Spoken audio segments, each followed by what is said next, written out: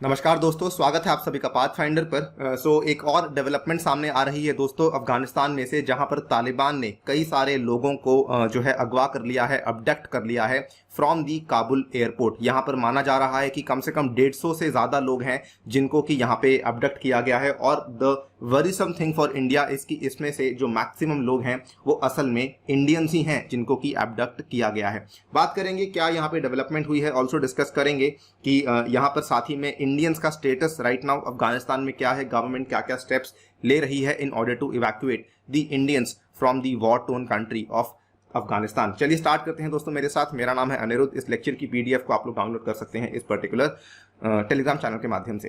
Right guys, just कल ही की खबर है, तालिबान के द्वारा ये वाली न्यूज़ सामने आ रही थी कि तालिबान कई सारे लोगों को AK-47 के द्वारा बीट कर रही है सो दैट वो काबुल एयरपोर्ट के अंदर एंटर ना कर सके। आपको मालूम होगा कई सारे लोग हैं, अलग अलग कंट्रीज के लोग हैं जो कि अफगानिस्तान में थे और जल्दी से वहां से भागने की कोशिश कर रहे थे। नाउ जो लोग यहाँ पे काबुल एयरपोर्ट में एंट्री लेने की कोशिश कर रहे थे, तालिबान असल में उनको AK-47 से मार रही थी। आप देख सकते हैं, it is a complete disaster. The Taliban were firing into the air, pushing the people, beating them with AK-47। ये वाली न्यूज कल ही सामने आई है। इनफैक्ट इतना ही नहीं, कल ये वाली खबर भी सामने आई थी कि तालिबान के द्वारा 2 इंडियन मिशंस को भी लूटा गया है, जहां पर कोई भी लोग वहां पे काम नहीं कर रहे हैं। कई सारे दस्तावेज हैं जो कि तालिबान के द्वारा यहां पर वहां से निकाल लिए गए हैं, और कई सारी गाड़ियां जो कि बाहर पार्क्ड हुई थी उनको भी तालिबान वहां से उठा के लेके जा चुकी है। The Taliban entered at least 2 of India's consulates in Afghanistan, searched for various documents and took away the parked cars, government sources said today. इसका मतलब ये साफ साफ है कि यहाँ पे तालिबान बहुत इंटरेस्टेड नहीं है किसी कंट्री के साथ प्रॉपर रिलेशंस को एस्टैब्लिश करने में।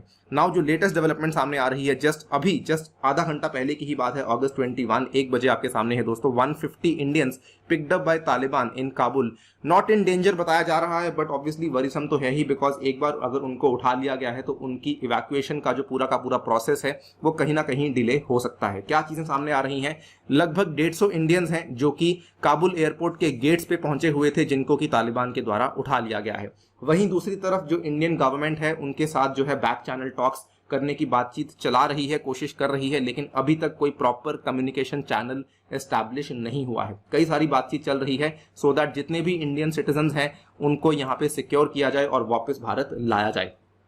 अगर बात करें, ये सिचुएशन एक्चुअली इमीडिएटली तब सामने आई है बिकॉज जस्ट अभी सुबह मॉर्निंग की ही बात है कि IAF का एक विमान था जिसका नाम है C-130J, जो कि ट्रांसपोर्ट एयरक्राफ्ट आपको मालूम होगा इंडियन एयरफोर्स का। इसने सुबह सुबह 85 इंडियंस को इवैक्यूएट किया है काबुल से, और ये वाला जो प्लान है ये वाला जो प्लेन है वो तजिकिस्तान में लैंड भी कर चुका है रीफ्यूलिंग के पर्पज के लिए। जैसे ही ये हुआ उसके इमीडिएटली 1-2 घंटे के बाद की ये कहानी सामने आती है कि अप्रोक्सीमेटली 150 इंडियंस को इवैक्यूएट किया गया है।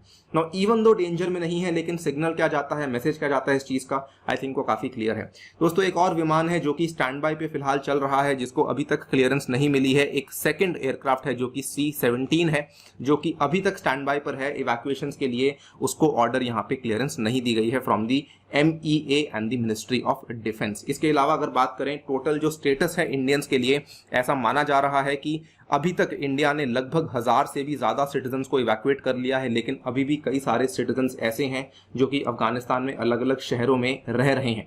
द प्रॉब्लम बीइंग कि कई सारे लोग ऐसे हैं जिन्होंने एम्बेसी के साथ अपने आप को रजिस्टर नहीं करवाया हुआ था, इसलिए उनकी जो लोकेशंस हैं और उनकी जो कंडीशंस है उसको पता लगवा पाना थोड़ा सा टफ हो रहा है for the Indian embassies and the Indian authorities. अगर बात करें, 200 से भी ज्यादा सिख और हिंदू धर्म के लोग हैं जो कि काबुल के एक गुरुद्वारा में स्टे कर रहे हैं। आपके सामने है दोस्तों, Sikh and Hindu adherents take refuge in Kabul gurdwara as Taliban take over creates uncertainty. तो कई सारे लोग अभी भी बाकी हैं जिनको कि अभी तक वहां से निकाला नहीं गया है। वी जस्ट होप कि ये चीजें जल्दी से जल्दी यहाँ पे ठीक हो जाएं और सारे के सारे भारतीय सेफली वापस भारत लौट सकें।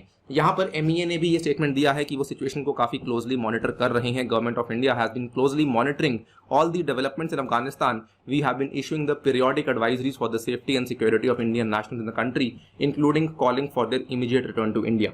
Also, we hope कि जो बैक चैनल कम्युनिकेशन टॉक्स की यहाँ पे बातचीत चल रही है वो जल्द से जल्द एस्टैब्लिश हो सकें। फिलहाल के लिए दोस्तों वीडियो में इतना ही। जाने से पहले आपको बताना चाहूंगा अनअकैडमी के ऑफर्स अभी भी चल रहे हैं। ऑफर को एक्सटेंड किया गया है पॉपुलर डिमांड पे। आपके प्राइजेस अभी भी 49,680 पर ही हैं और आपको रेफरल कोड यूज करना है ANI UPSC का, जिसके चलते आपको यहां पर 10% का डिस्काउंट और मेरी पर्सनल गाइडेंस भी अवेलेबल करवा दी जाएगी। 5-in-1 ऑफर अनअकैडमी आपके लिए लेकर आया है। अगेन ध्यान रखिए, use the code ANI UPSC। 2 महीने का सब्सक्रिप्शन भी आप ले सकते हैं मात्र 13,500 रुपए में, अगर आपको इस साल के प्रीलिम्स की तैयारी करनी है। दोस्तों कई सारे नए बैचेस 25 अगस्त और 1 सितंबर को शुरू होने वाले हैं। अगर आप लोग यूपीएससी की तैयारी कर रहे हैं, मेरे द्वारा भी आपको ये सारी की सारी ऑफरिंग्स मिल जाएंगी इसी पर्टिकुलर सब्सक्रिप्शन प्लान के अंतर्गत। इसके अलावा दोस्तों कॉम्बैट में हिस्सा ले सकते हैं आने वाले रविवार के दिन। With that I take your leave. Thank you for listening. Stay tuned and stay safe.